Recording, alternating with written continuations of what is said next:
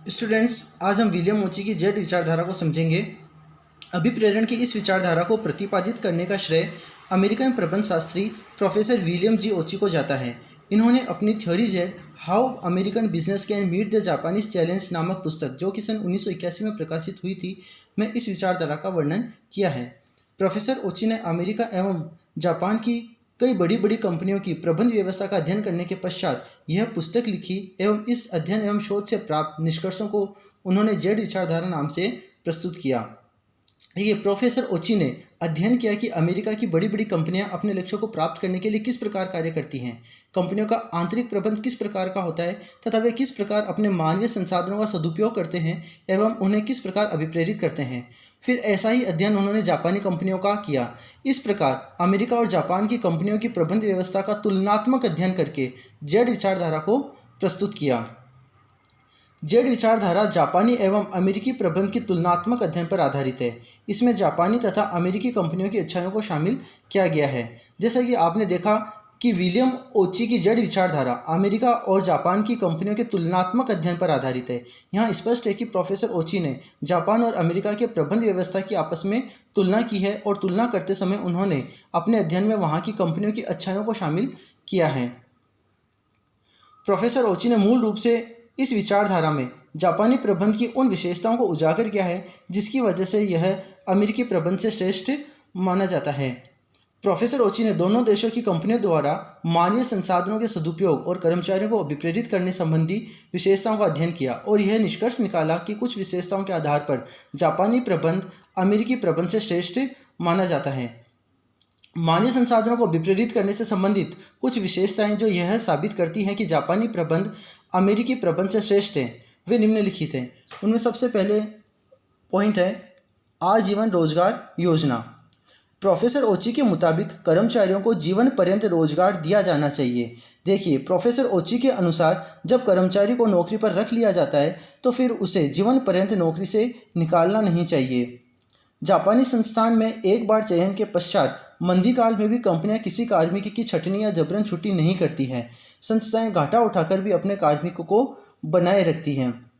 जापानी संस्थाएं जब एक बार किसी व्यक्ति को नौकरी पर रख लेती हैं तब बुरे समय अर्थात मंदी काल में भी उसे संस्था से निकालती नहीं है। चाहे कंपनी को कितना भी नुकसान क्यों ना हो, वो नुकसान सहकर भी कर्मचारियों को संस्था में बनाए रखते हैं। इससे कर्मचारी संगठन के प्रति वफादार एवं निष्ठावान बनते हैं।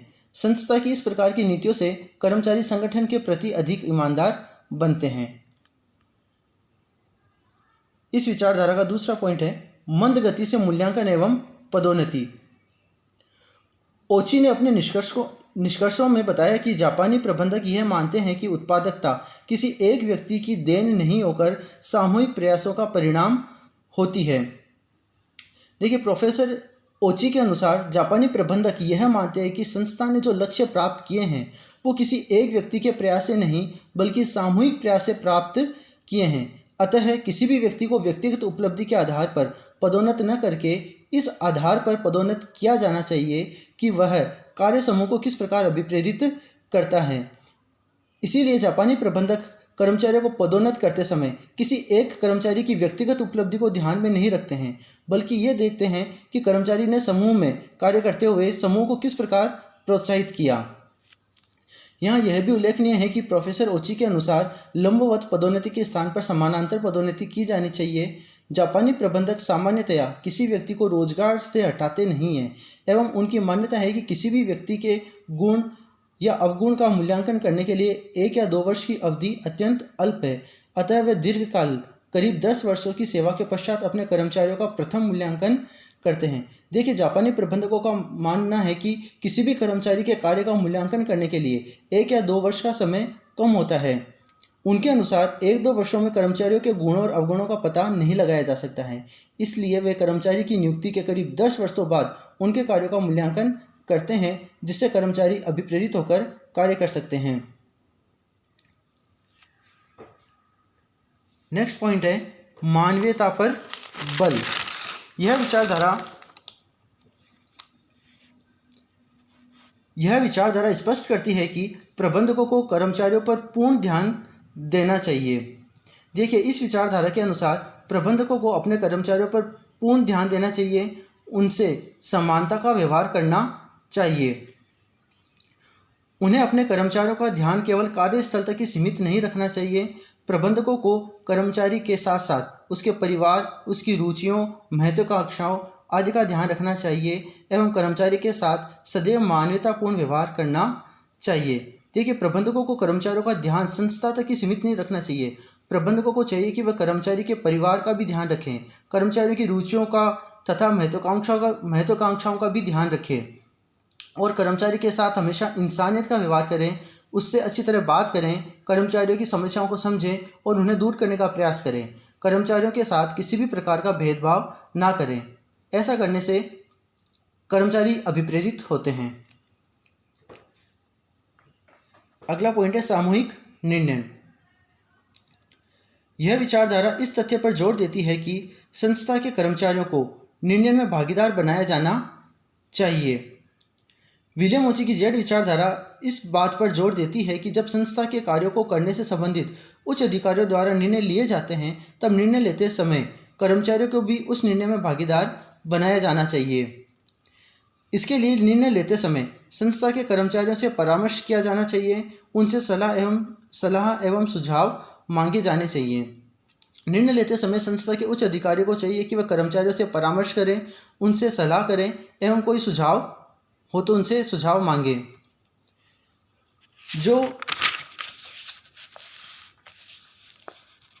जो निर्णय कर्मचारियों से जुड़े हुए हों एवं प्रत्यक्ष रूप से उनको प्रभावित करते हों, ऐसे निर्णयों के लिए सामूहिक निर्णय प्रक्रिया का सहारा लिया जाना चाहिए।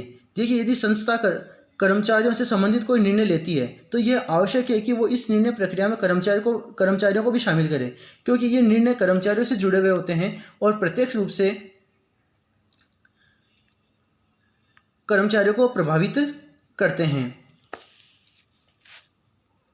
नेक्स्ट है अनौपचारिक नियंत्रण। जेड विचारधारा में संस्था के कर्मचारियों के साथ औपचारिक संबंधों का निर्माण करके उन पर अनौपचारिक नियंत्रण के तरीकों से नियंत्रण करने का प्रयास किया जाता है। इस हेतु प्रबंधकों को अपने अधीनस्थों में विश्वास तथा सहयोग की भावना पर बल देना चाहिए। देखिए, विलियम ओची की जेड विचारधारा बताती है कि कर्मचारियों के साथ अनौपचारिक संबंधों का निर्माण करके, अर्थात प्रबंधक कर्मचारियों से मित्रतापूर्ण व्यवहार करके कर्मचारियों को नियंत्रित कर सकती हैं। यहाँ पर विलियम ओची की जेड विचारधारा समाप्त होती है। एक बार हमने जितनी भी विचारधाराएं समझी हैं उसको हम एक संक्षेप में वापस से समझ लेते हैं। देखिए, हमारा टॉपिक चल रहा था अभिप्रेरणा की विचारधाराएं, जिसमें कई विचारकों ने कर्मचारियों को अभिप्रेरित करने की अपनी अपनी विचारधाराएं प्रस्तुत की। हमने 4 विचारकों की विचारधाराओं का अध्ययन किया। सबसे पहले हमने मास्लो की आवश्यकता क्रम पर आधारित विचारधारा को समझा। मास्लो के अनुसार प्रत्येक व्यक्ति की कुछ आवश्यकताएं होती हैं जो एक क्रम में उत्पन्न होती हैं। व्यक्तियों की इन आवश्यकताओं को पूरा करके इन्हें अभिप्रेरित किया जा सकता है। फिर हमने हर्ज़बर्ग की द्विघटक विचारधारा को समझा।